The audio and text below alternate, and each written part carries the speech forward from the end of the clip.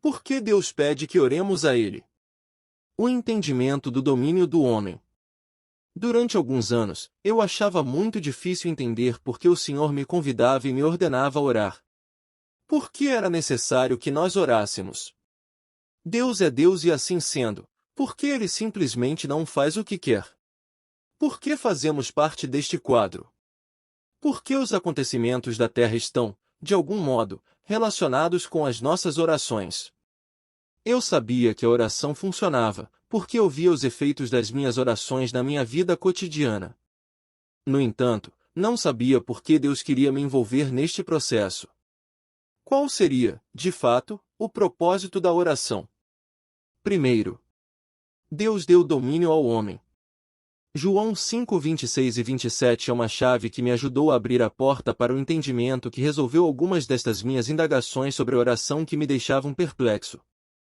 O Pai deu-lhe, ao Filho, autoridade, porque é o Filho do homem. Talvez pensássemos que o versículo deveria dizer, porque ele é o Filho de Deus, mas o versículo não diz isto. Diz, porque é o Filho do homem. Por que era necessário que Jesus fosse o Filho do homem para que tivesse autoridade na terra? Encontramos a resposta em Gênesis 1:26. Vemos aí que o Senhor fez o homem com um propósito divino.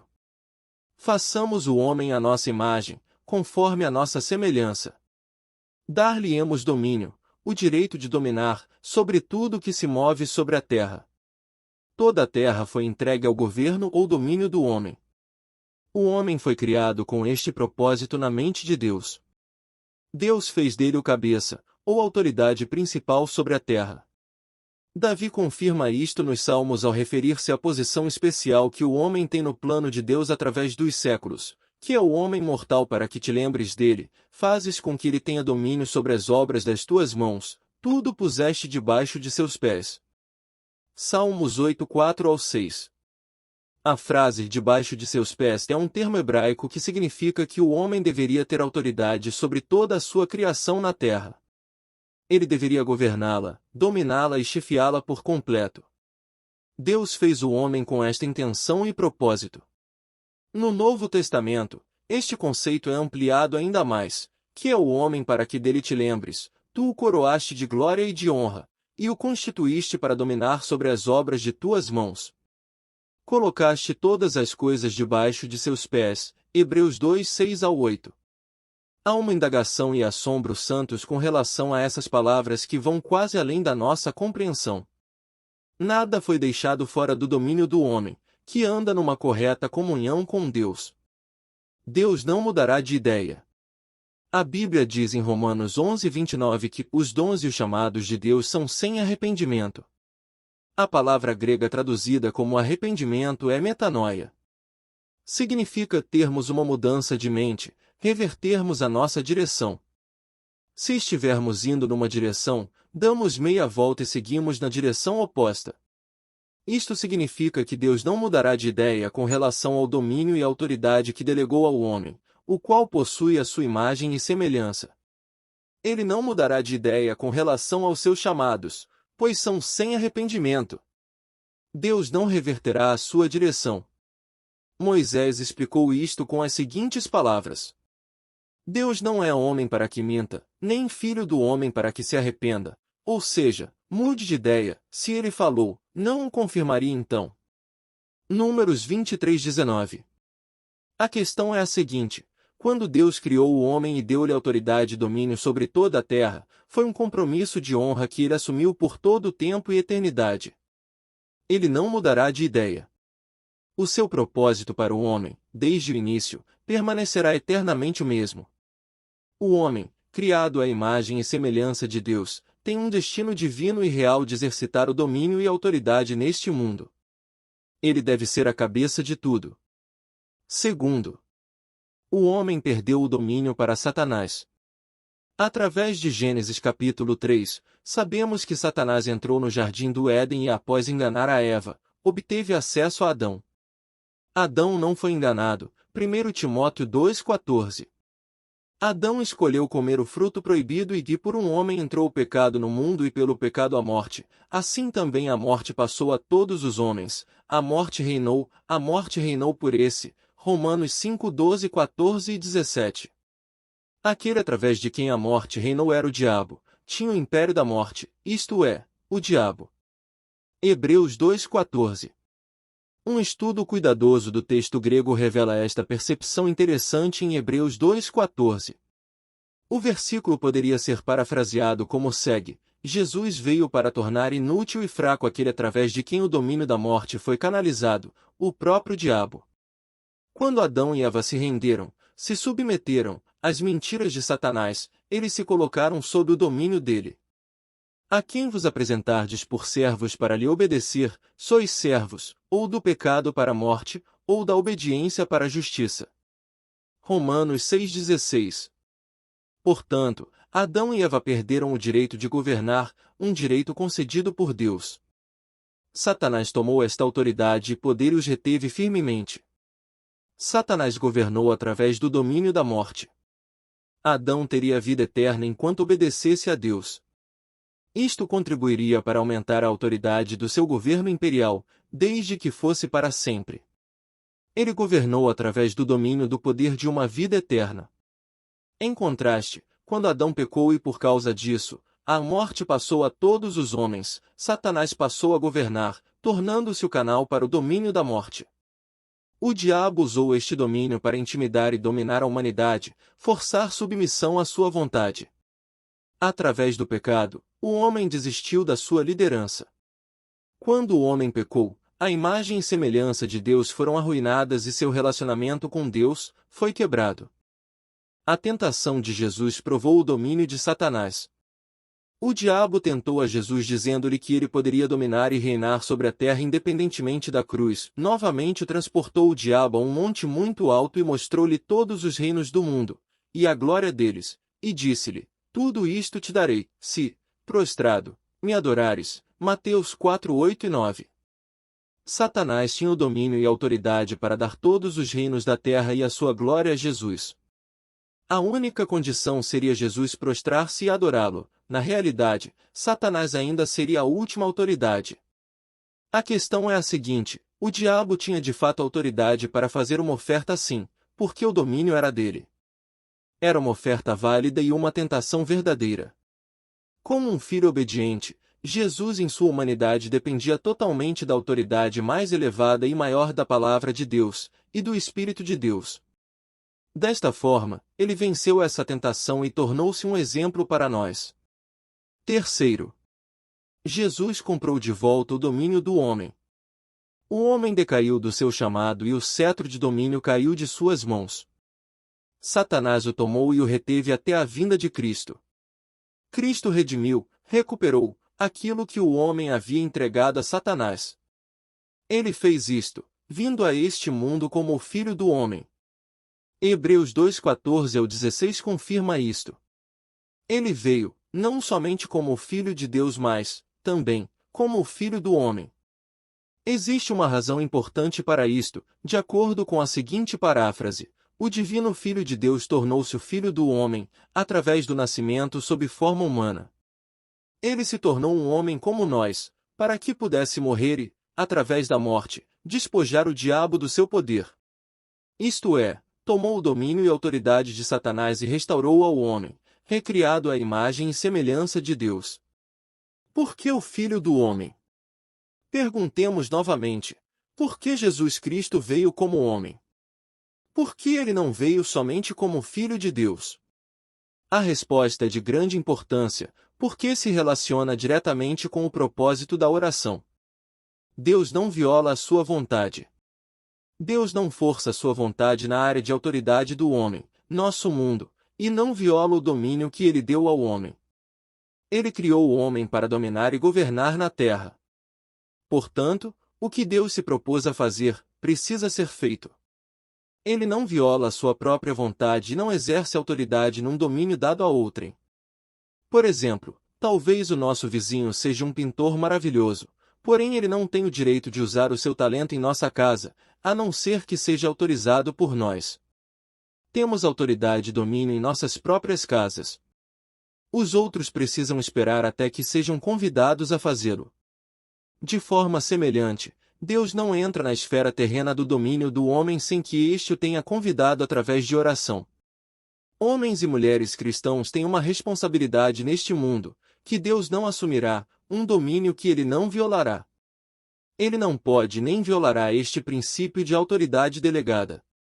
O Pai deu ao Filho autoridade porque ele é o Filho do homem. João 5:27. Jesus teve que morrer. O diabo tinha que ser enfrentado e derrotado. O domínio dele era o domínio da morte. Alguém que fosse capaz de morrer tinha que vir, pois era a única maneira para se vencer o domínio da morte. Através da entrada no domínio da morte, nosso Salvador pode ter o acesso necessário para subjugar o reino da morte. O Messias triunfou sobre a morte e nos libertou dela e do inferno. Jesus morreu, e morrendo, ganhou o acesso ao reino da morte. Ele venceu a morte. Ele libertou os prisioneiros e conduziu uma multidão de mortos virtuosos, do inferno para o céu.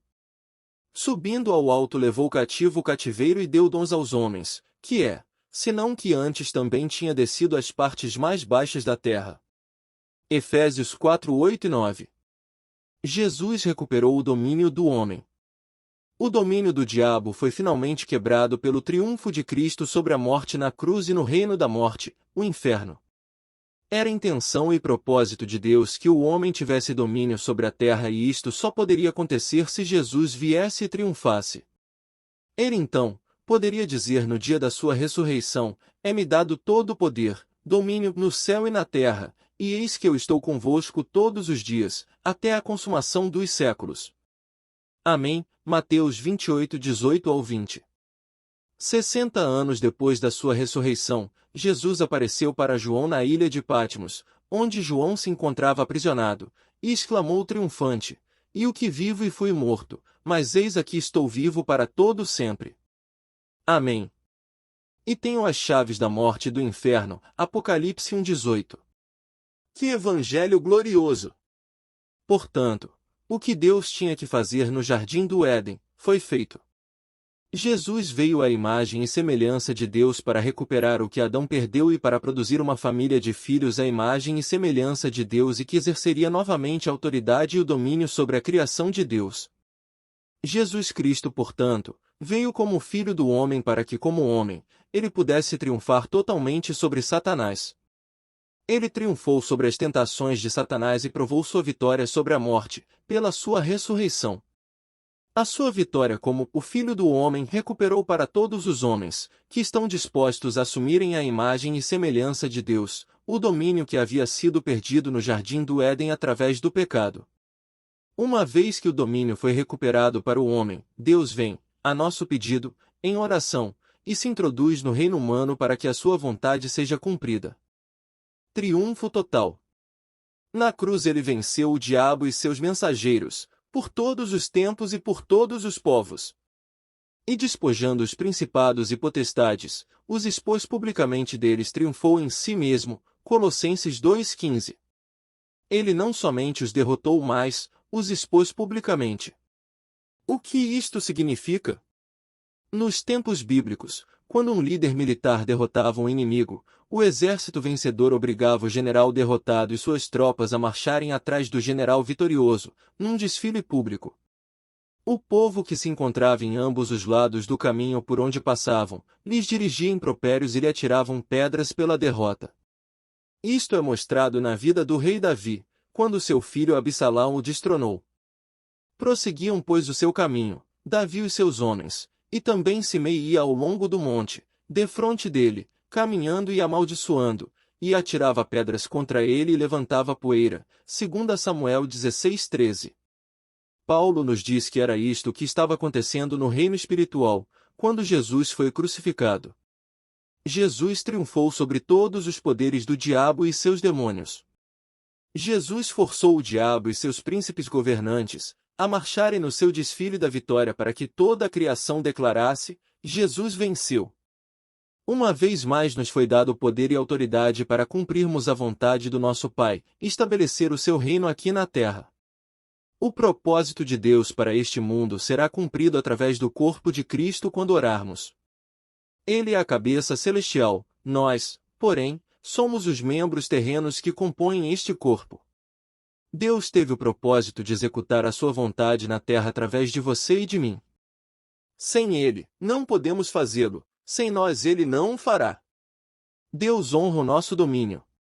O que foi dito acima explica por que a oração é necessária. Deus honra o domínio que Ele nos deu como homens redimidos. Ele espera que nos acheguemos a Ele em oração, antes que Ele entre na arena terrena. Ele respeita o domínio que nos delegou. É por isto que Ele não opera nem intervém até que lhe peçamos. Na verdade, Deus não opera em nosso terreno sem ter quem trabalhe com Ele, aqueles que descobrirão através da oração a vontade dEle que venham a praticar a ação necessária para cumpri-la na terra.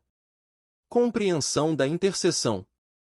Intercessão é a oração que flui de um relacionamento e comunhão com o nosso Pai Celestial.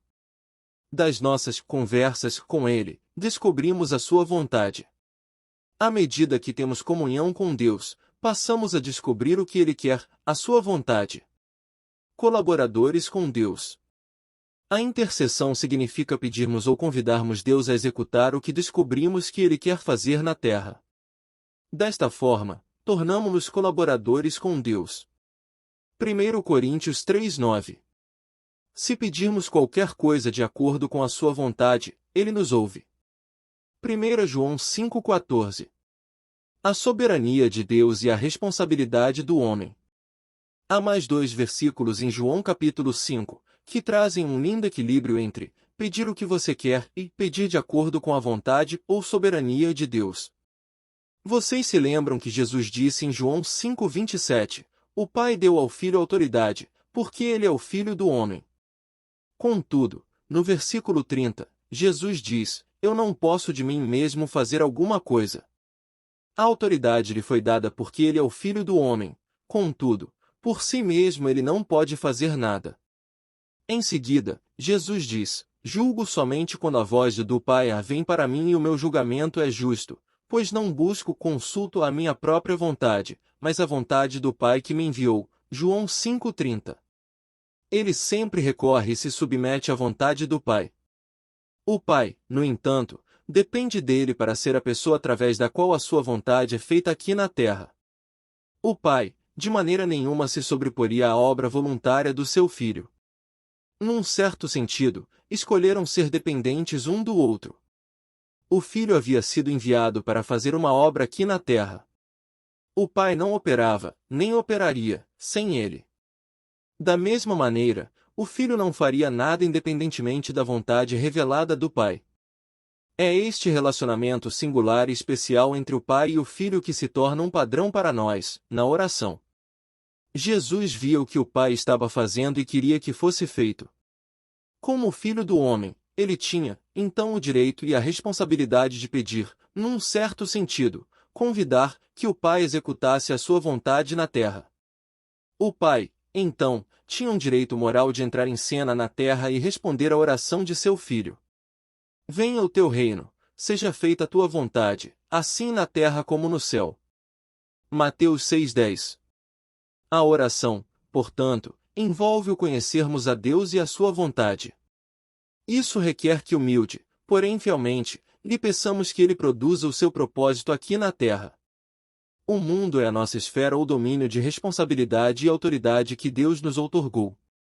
Portanto, Deus espera pelas nossas orações antes de agir por nós em nossas circunstâncias e atividades terrenas. Quando exercemos o nosso direito de orarmos e intercedermos, Deus tem o direito de entrar em cena para revelar o seu propósito e poder. A oração significa trazermos Deus em cena, de uma maneira responsável. Contudo, ele não vem sem um convite. Orar de acordo com a vontade de Deus. 3 coisas acontecem quando oramos de acordo com a vontade de Deus. Primeiro, fazemos as orações de Deus.